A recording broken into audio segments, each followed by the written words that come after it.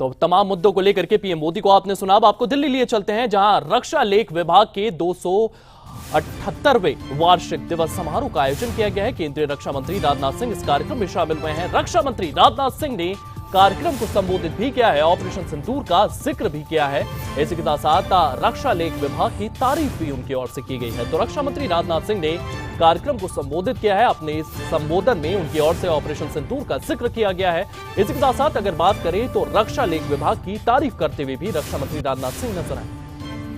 तो दिल्ली में रक्षा लेख विभाग के 278वें वार्षिक दिवस समारोह का आयोजन हुआ है। केंद्रीय रक्षा मंत्री राजनाथ सिंह इस कार्यक्रम में शामिल हुए हैं।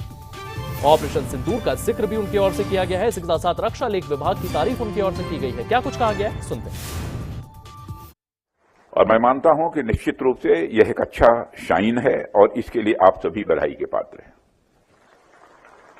और जिस तरीके से पिछले फाइनेंशियल ईयर में इस बजट की 100% यूटिलाइजेशन आप लोगों ने इंश्योर किया है, मुझे पूरा विश्वास है कि इस फाइनेंशियल ईयर में भी आप लोग पूरी कुशलता के साथ यह काम भी पूरा करेंगे।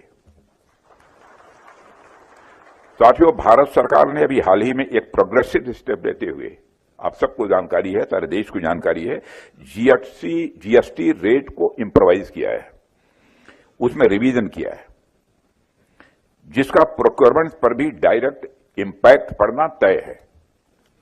और यह हमारे लिए अच्छी बात है। चीजों के रेट्स कम होने से अधिक प्रोक्योरमेंट संभव हो सकेगा।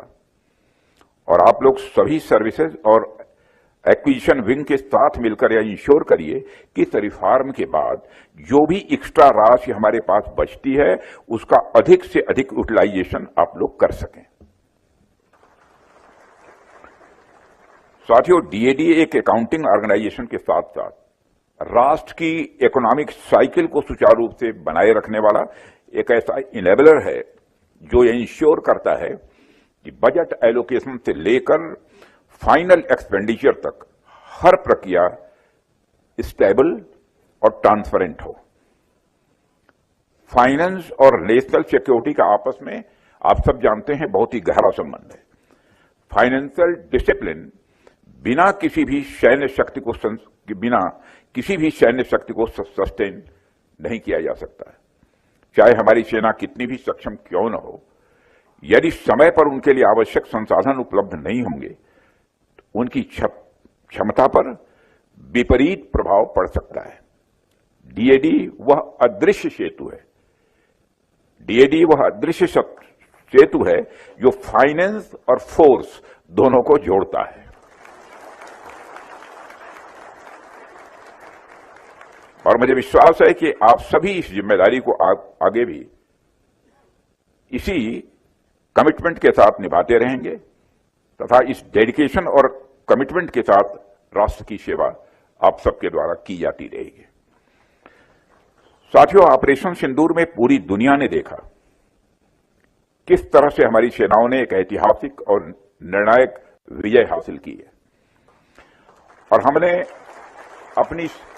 अपनी सेनाओं का शौर्य देखा, उनका पराक्रम देखा, लेकिन हमारी सेनाओं के शौर्य के पीछे जो पावर्स होती है उसमें डीएडी का भी एक बहुत बड़ा रोल होता है।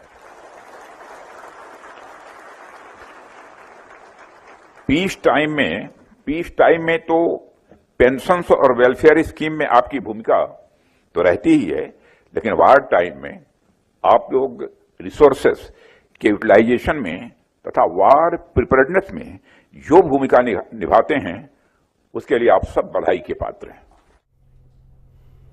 तो राजनाथ